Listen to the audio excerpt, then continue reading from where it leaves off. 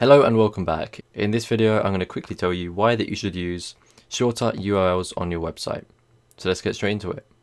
A URL, or Uniform Resource Locator, more commonly known as web address, specifies the location of a resource, such as a web page, on the internet. The URL also specifies how to retrieve that resource, also known as the protocol, such as HTTP, HTTPS, FTP, etc. Here's an example of a URL.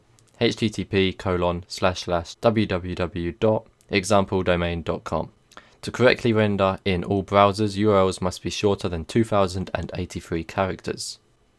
Why do URLs matter for SEO? There are three main benefits of URLs. 1. Improved user experience. A well-crafted URL provides both humans and search engines an easy to understand indication of what the destination page will be about. For example, https://www.amazon.com/products/canon-EOS-6D is an example of a semantically accurate URL. This means it accurately describes its destination. Now if you type that in, it's unlikely you'll find a product. I just made it up just to give you an example.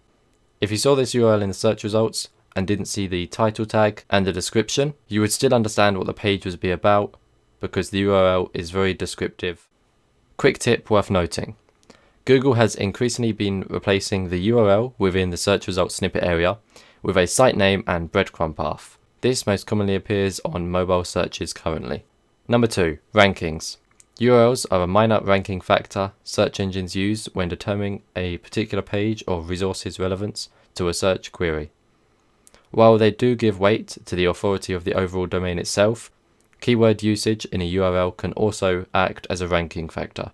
While using a URL that includes keywords can also improve your site's search visibility, URLs themselves genuinely do not have a massive impact on a page's ability to rank. So while it's worth thinking about, don't create otherwise unuseful URLs simply just to include a keyword in them.